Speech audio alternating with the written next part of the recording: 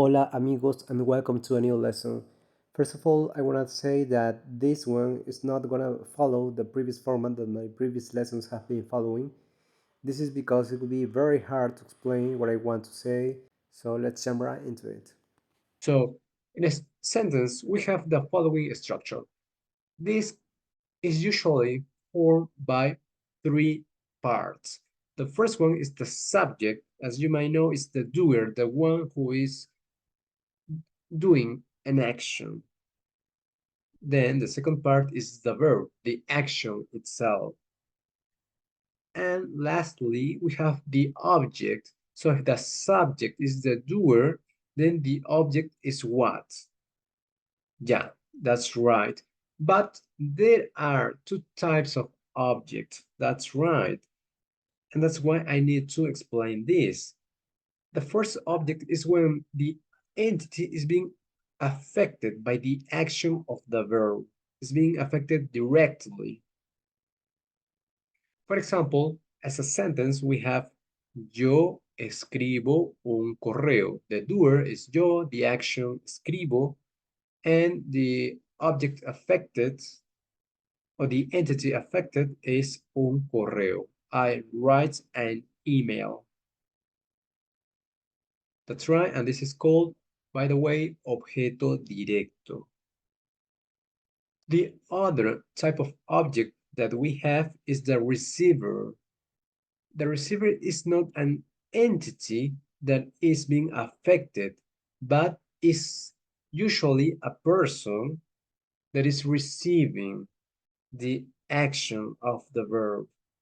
So yo escribo a mi amigo. You know, mi amigo is not a letter, it's not an email, it's not a poem.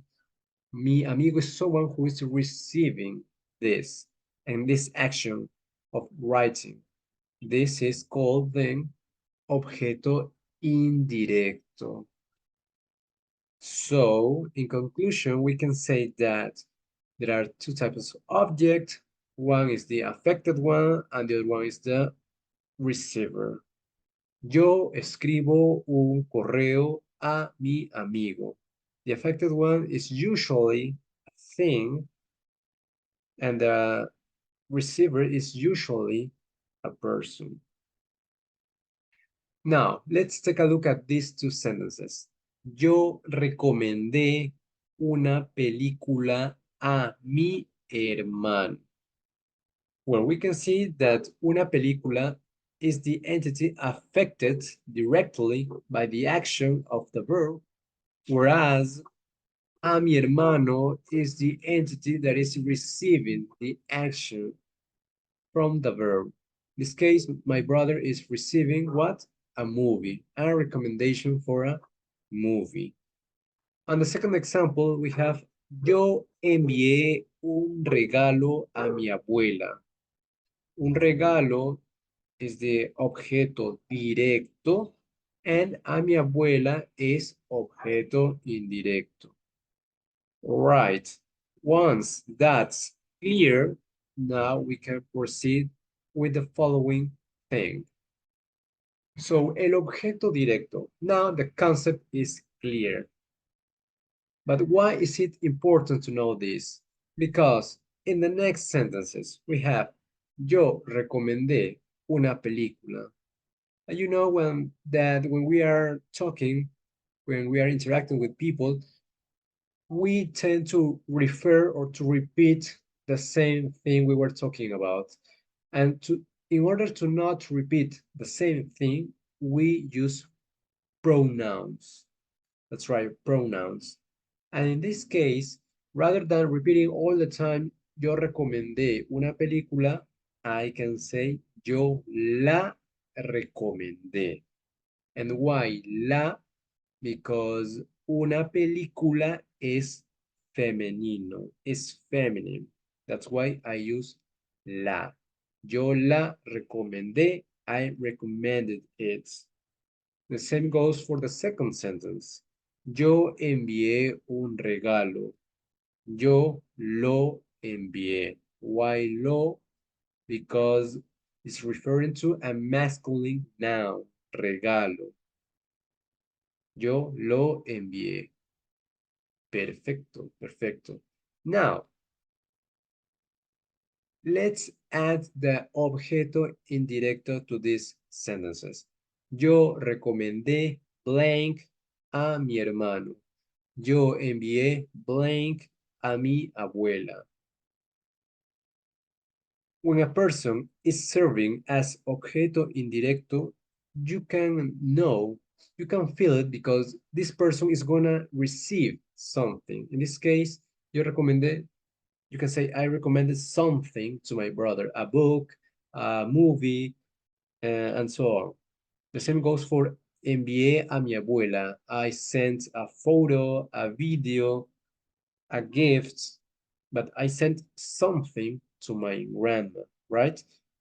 They both, mi hermano and mi abuela, they are receiving something. That's why I said they are called objeto indirecto. And what happens with the objeto indirecto? Well, when we want to replace it, we need to use different pronouns. In this case, we use le. For masculine, yo le recomendé, and for feminine as well, yo le envié. Okay, all right. Now it's clear. Remember, objeto directo goes with lo or la, depending on the gender of the thing, of the noun. And objeto indirecto goes always with le, no matter the gender. And so far, I'm sure you noticed that objeto directo is usually a thing, and objeto indirecto is usually a person.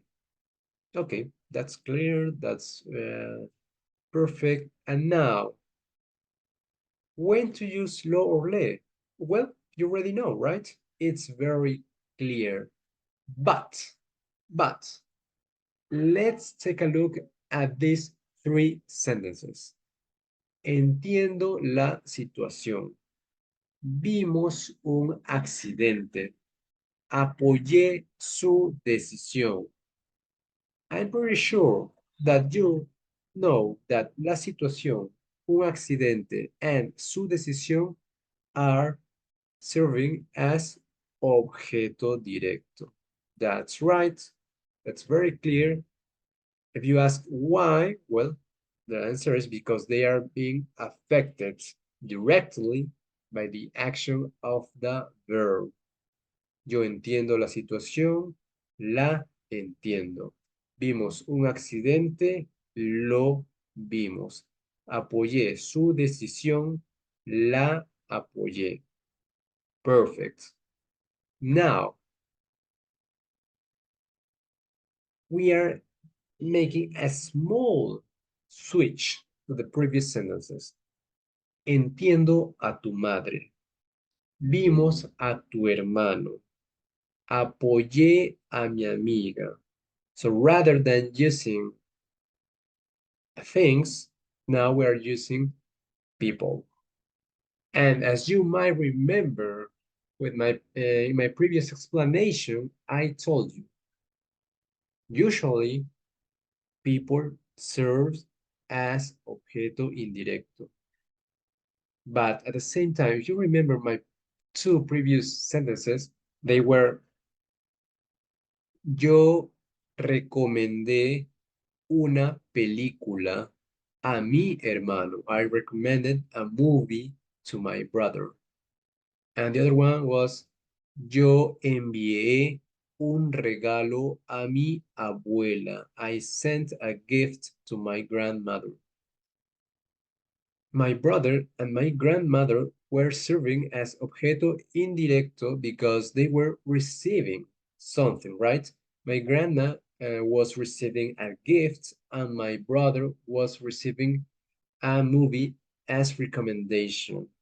But in this case, when we read, entiendo a tu madre, vimos a tu hermano, and apoyé a mi amiga, my mother, my brother, and mi amiga and my friend, they're not receiving anything, as you can see there. Entiendo. Can you say I understand something to your mother? No, like she's receiving something that I understand? I don't think so. We saw something to your brother? I supported something to my friend? No, right? That doesn't make sense. Then what is happening? Well, what is happening is that they are not serving as objeto indirecto. What is happening is that these people are actually serving as objeto indirecto because they are being affected directly by the action of the verbs. Then, if we know that they are acting as now, if we know that they are serving as objeto indirecto, it's obvious to say that they won't be replaced by the pronoun le, but they are gonna be replaced by the pronouns la and lo. That's right. So, entiendo a tu madre will make la entiendo. Vimos a tu hermano es lo vimos. Apoyé a mi amiga es la apoyé. If you were to say le entiendo, le vimos, and le apoyé, that's not right. That's not correct, except in some regions. You know, Spanish is a very wide spoken language, and you can find it in many countries, and especially in many peoples. I mean, in many, you can find it in little towns, in little villages, and there are, of course, some dialects in these places where you might hear le entiendo, le vimos, and le apoyé. By the way, this is more common in some parts in Spain. But what most native Spanish speaking people would say is la entiendo, lo vimos, and la apoyé. Okay, all right. Now I'm sure you are asking yourself two questions. First, how can I tell if a person is serving as an indirect object? Well, I just explained that. So if you didn't get it, please rewatch the last minutes. If you got it, then perfect. Now, the second thing you might be wondering is, okay, amigo, thank you for the lesson, that everything is clear, I got it, but I don't really have the time to think about all this when I engage in a real conversation. I just want to use them naturally. Did you hear that, amigo? Of course I did. Of course I did. And that's why I'm bringing up a solution for you. There are some verbs that are always used as objeto directo verbs, even with people. That's right. So that means that whenever a person is followed by these verbs, that means that that person is serving as a objeto indirecto. So if you were to say, I helped my friend, ayudé a mi amigo, and then you want to say, I helped him, you are going to say, lo ayudé, lo ayudé. And the same goes for each verb in this list. Okay, the list is here. You can take a screenshot if you want. Let me read them first. Ayudar, buscar, conocer, entender, encontrar, escuchar, esperar, llamar, mirar, necesitar, olvidar, querer, ver, and visitar. Of course, there are some more, but these are the main ones. And here I have some examples so you can see that I'm not lying to you. If you want to say, I helped her, I looked for her, I met her, and so on, even they are people, in this case, I'm going to use mi novia, my girlfriend, I'm going to replace my girlfriend for la and not le. And so the translation for I helped her is la ayudé. And for the rest, the same. La busqué, la conocí, la entendí, la encontré, la escuché, la esperé. And if the person is serving as if a male person is serving as objeto indirecto, of course, we're going to use lo. Like here, I called him, I look at him, I needed him, I forgot him. The same goes in Spanish. Lo llamé, lo miré, lo necesité, lo olvidé, lo quise, lo vi, and lo visité.